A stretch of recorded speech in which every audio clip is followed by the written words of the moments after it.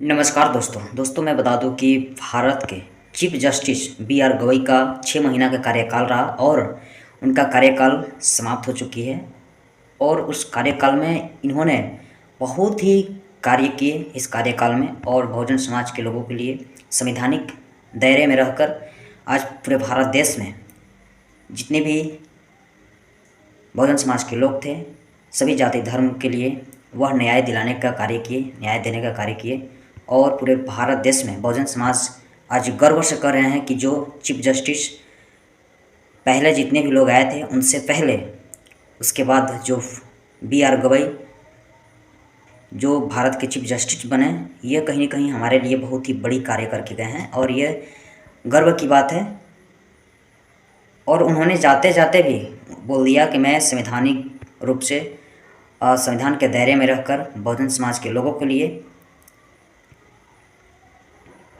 ये भी मैं बात बोल दूं कि मैं अम्बेडकरवादी हूँ, संवैधानिक तरीके से कार्य किया हूँ और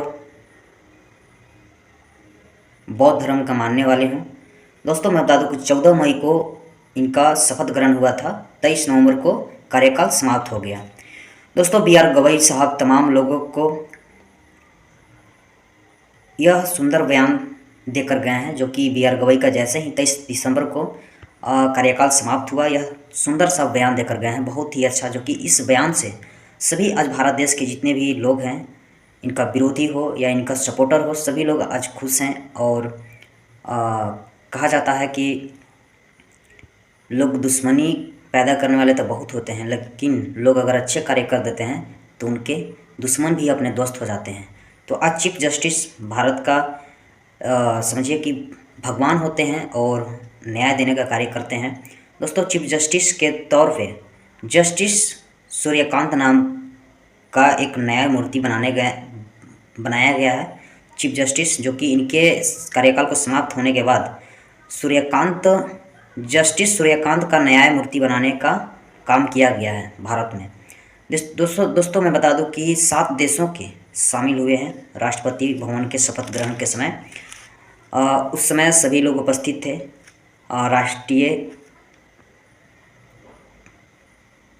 राष्ट्रपति महोदया जी भी उपस्थित थी, दूसरा प्रधानमंत्री जी भी उपस्थित थे, गृह मंत्री भी जी, रक्षा मंत्री भी थे, साथ ही साथ लोकसभा के स्पीकर ओम बिरला जी भी थे। और इस फैसला से दोस्तों मैं बता दूं कि बी आर गवई जिस प्रकार से आज इस कार्यकाल समाप्त होने के बाद बहुत ही बड़ी उन्होंने बातें कह कर गए हैं, ये कहीं न कहीं लोगों को उमंग और उत्साह देखने के लिए मिल रहा है उस बातें से।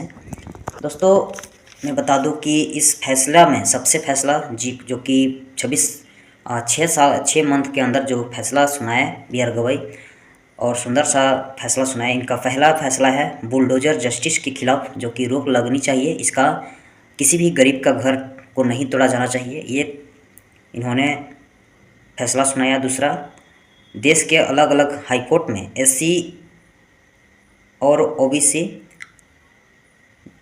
के समुदायों को 11 जज बनाए, 10 एससी समुदायों को जज बनाए, 15 महिला अल्पसंख्यक और 13 जज नियुक्ति किए। दोस्तों रिटायर के बाद कोई सरकारी पद नहीं लूँगा, इस तरीके से उन्होंने अपने कार्यकाल समाप्त और कार्यकाल समाप्त शपथ ग्रहण में उन्होंने बयान दिया। और उन्होंने कहा कि मैं इस कार्यकाल समाप्त होने के बाद, रिटायरमेंट होने के बाद, मैं किसी भी प्रकार का सरकारी नौकरी या सरकारी पद नहीं लूँगी, जो था बस इतना ही में मुझे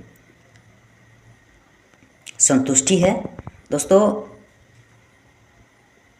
चीफ जस्टिस का रिटायरमेंट के बाद बहुत ही अलग अलग तरह के पद मिलता है, जो कि मैं आप लोगों को बताना चाहूँगा कि किस प्रकार से पद रहता है।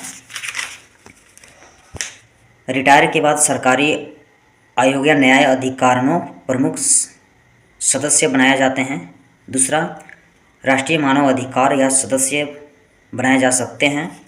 तीसरा, विधि आयोग सदस्य बनाए जा सकते हैं। राष्ट्रीय हरित अधिकरण अध्यक्ष या सदस्य बनाए जा सकते हैं। लेकिन इन्होंने किसी भी प्रकार का पद नहीं लेने का बयान दिए।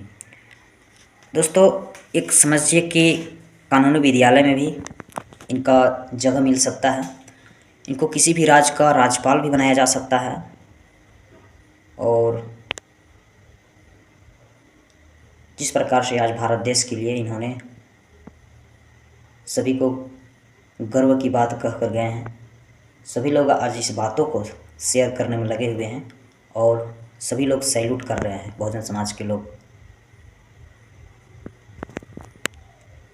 तो अपने अपने कमेंट में प्रतिक्रिया और विचार को कमेंट करें कि कैसा 6 महीना में बी आर गवई का कार्यकाल रहा।